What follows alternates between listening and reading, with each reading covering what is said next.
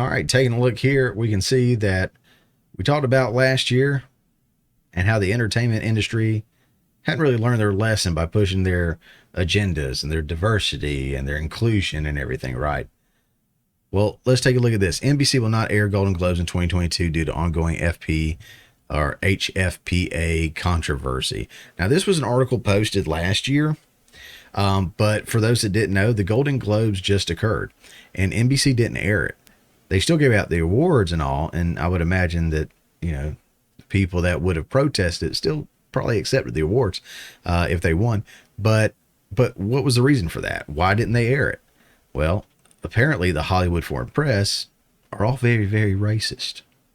Many talented people of colour were snubbed in major categories. Unfortunately, there's nothing we can do about that. The Hollywood Foreign Press are all very, very racist. So, fifth time. So, we were going to do an in memoriam this year, but when I saw the list of people that had died, it wasn't diverse enough. No. It was mostly white people, and I thought, nah, not on my watch. So, maybe next year. Let's see what happens. The great Ricky Gervais. That that monologue, and every time he got the mic, that was 2020. 2020. That was the best. If you haven't seen that, you need to search Ricky Gervais 2020 Golden Globes. He just rocked everybody in the house, made fun of the celebrities, the whole idea of celebrityism, I guess you would call it. And that's what we wanted to hear. Us normal folks just wanted them to, you know, get taken down a peg or two. He does an incredible job. Here's a less incredible job from last year. You know, this is probably something we should have told you guys earlier. Everybody is understandably upset at the HFPA and their choices. Look, a lot of flashy garbage got nominated, but that happens, okay? That's like their thing. But a number of black actors and black-led projects were overlooked. And look, we all know that award shows are stupid. Yeah. They're all a scam invented by Big Red Carpet. To sell more carpet. We know that. The point is, even with stupid things, inclusivity is important, and there are no black members of the Hollywood Foreign Press. I realize HFPA, maybe you guys didn't get the memo because your workplace is the back booth of a French McDonald's, but you got to change that. So here's to changing it. Yes, I'm looking forward to that change. There are 2 white women on stage. There are no women of color on stage. There are no, that I know of, gay women or men on stage. It's funny that diversity really only goes when it doesn't apply to your job. When it's someone else, you can point the finger at it. Yeah, force them to do it. Look, as a Hollywood Foreign Press, they don't have to be diverse, okay, in their committees and councils or whatever organizations. That's something they don't have to do. They can still acknowledge and give out awards. In fact, I saw, was it Will Smith, who, if you're not aware, is a black man, won a Golden Globe for the King George movie, where he plays Venus and Serena Williams' father. Okay, I'm sure he did an outstanding job. I didn't see the movie, but I'm sure he did an outstanding job. Probably absolutely deserved the award, won the award. But, you know, diversity everywhere. But both of them made jokes about that. It's almost like it's an inside joke. Kind of like... Congratulations, you 5 ladies no longer have to pretend to be attracted to Harvey Weinstein. Yeah, that was a thing. That was said. And now look at where we are. Didn't have a problem with it before, and all of a sudden now it's a problem, huh? I'm not talking about the Weinstein thing. That's clearly a problem. But diversity everywhere has to be the utmost priority. And we talked about it last week, and how The Eternals was the big film that pushed so many different people of color and sexual orientation. And every time someone got in front of a camera, that's all they talked about was the diversity, diversity, diversity. Well, the movie just bombed. From everyone who I've heard of that has saw the movie or have seen the movie, I'm from the South, y'all. Bear with me. from everyone I've heard from that has seen the movie, that's what they say. It was all about the diversity, and the story lacked, the character development lacked, even though the characters were supposed to be all about it. That's not what defines your character, though, is the color of your skin or your sexual orientation. There's so much more that defines a character, that makes up a character arc. But that's where they wanted to, that's where they wanted to lean. So God bless them. All right. So moving on. All right. So something else not happening this year. Also in Variety, the Grammy Awards officially postponed.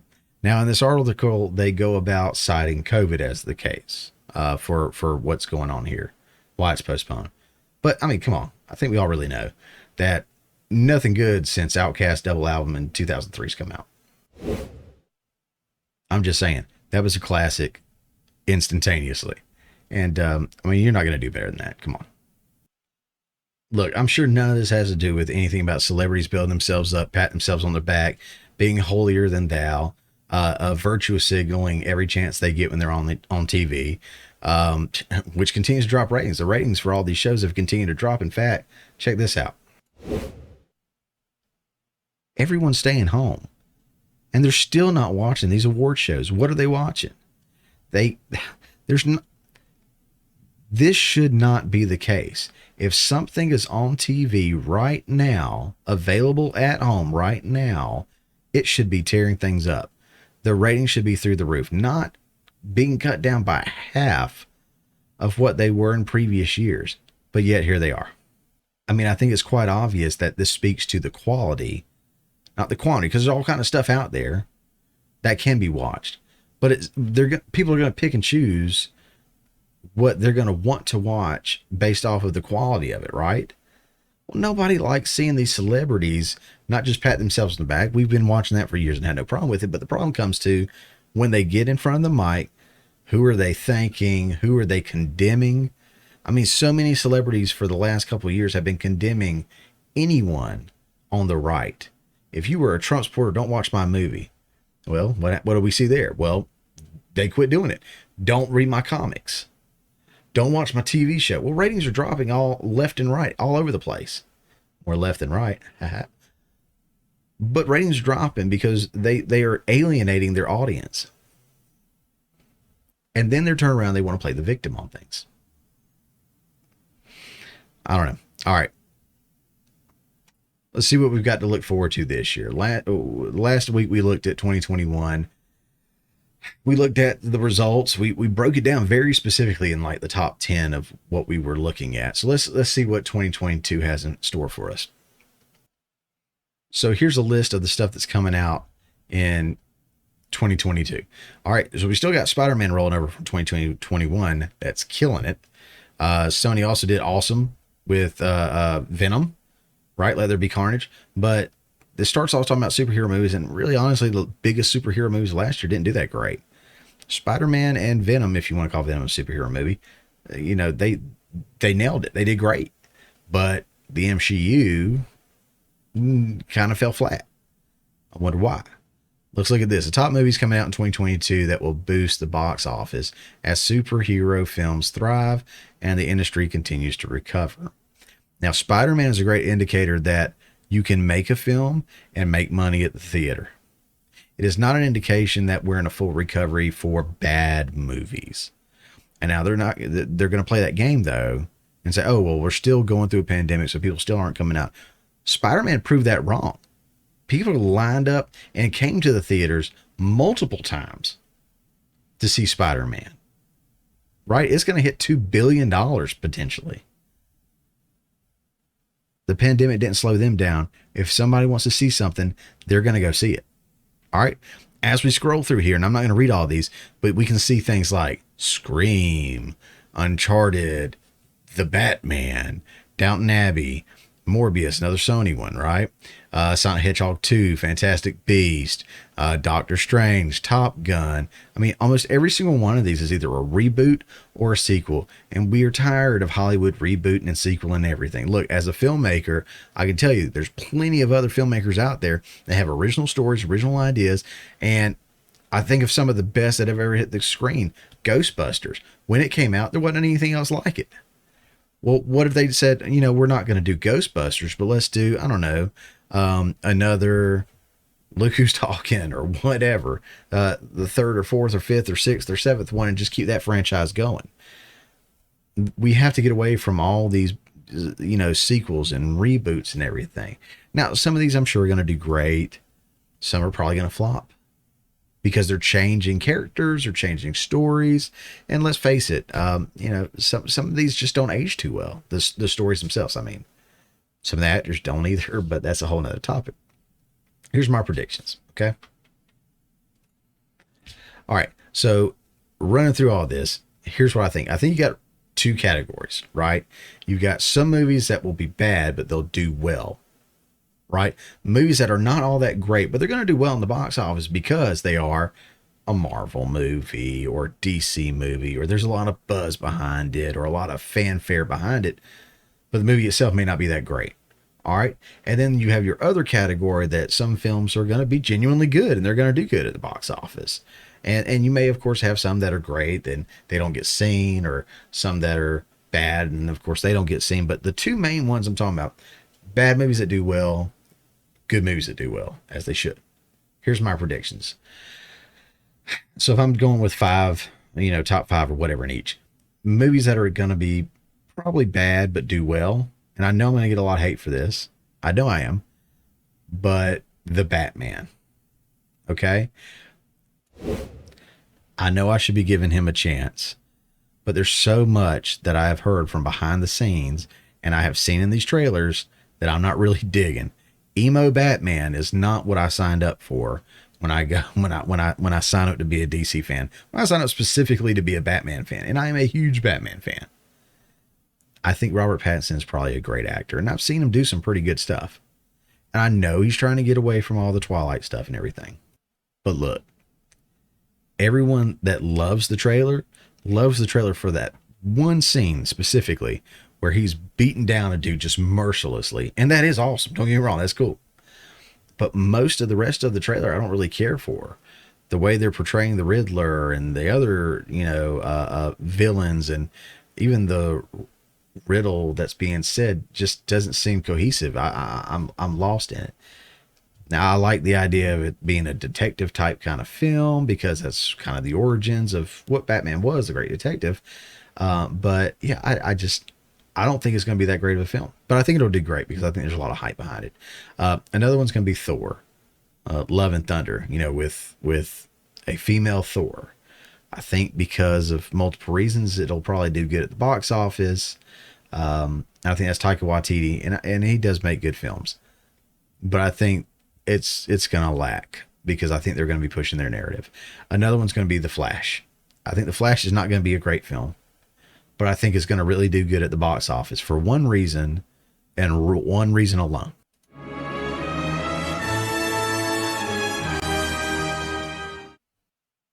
That's it. Michael Keaton. I think people will go out in droves to see Michael Keaton as Batman again. I know I want to. All right. One of my absolute favorite movies of all time, or movies, was Michael Keaton playing Batman. Loved him. Had all kinds of games and toys and birthday cakes growing up with Batman on there. Huge Batman fan. A lot of that was Michael Keaton. So I think a lot of people are going to go out and see this because of Michael Keaton. Not because of Ezra Miller or any of the other Flash actors or anything like that. Not because it's going to be the greatest story ever. And from my understanding, they're going to kind of retcon, past DC films. So, whatever. But I think people will go out and see Michael Keaton. Another one's going to be Black Panther. Now, before you go in hard on me, it's not just because of Chadwick Boseman's death and him not being in the film. It's not because they're talking about making, who's it, Shuri, the Black Panther now, the sister. I'm sure there's a way to do that. I just don't think they're going to do it the right way. I would imagine that they're going to do it where everybody's big and, everybody that's a female or of a different sexual orientation or whatever it may be is all high and mighty from the get-go, doesn't have anything to go through, doesn't have to overcome any obstacles, and it's going to be, every man in the movie is going to be an idiot or something along those lines. Yeah, I think they're going to struggle to do well after Chadwick Boseman's death in general anyway. But yeah, I think they're going to go about doing some things the wrong way, and it's going to hurt. It's going to hurt. But ultimately, I think there's a large audience for that character and that world, and it'll probably do good at the box office. And last for that one's going to be Aquaman. I don't know how great it's going to do. I know the first one did great in the box office. The second one may do great. But again, kind of with DC and Marvel, their track record here lately, I'm not having high anticipations on having a blockbuster, awesome film that's just incredible. Maybe a blockbuster because it'll probably do good numbers, but is it actually that good of a film? I don't know. Here's some I think are going to be probably pretty good, and they may not do the same numbers as some of those other ones, but I think Morbius is probably going to be pretty good. Sony's on a roll. Sony's killing it. Jared Leto's a great actor. He's a little weird, but I think he's a great actor for the most part. If you forget about the Joker, and I don't know if that's all him or just what he was given to work with, but I think Jared Leto's a terrific actor. I think the film Morbius is going to be very interesting. We'll see. But I think it has a lot of potential. And like I said, Sony's on a roll right now, so we'll see. Another one, Doctor Strange. I think it's going to be great. It's always a visually stunning world that Doctor Strange lives in, and I think there's a lot more room to play. And from my understanding, it's supposed to be more of a horror or darker film, and I think that's going to be really, really cool to see that character and other characters develop in that kind of a darker world for Marvel, because Marvel has been very bright and shiny and happy and slapstick humor for so long. Some films have maybe drifted that way a little bit, but for it to really get there with this, I think it's going to be really, really cool. Top Gun, I think it's going to be a great film just because I'm a huge Top Gun fan. I'm hoping that it's a great film. How about that? And I think Tom Cruise typically makes amazing films. There's probably some exceptions out there here and there.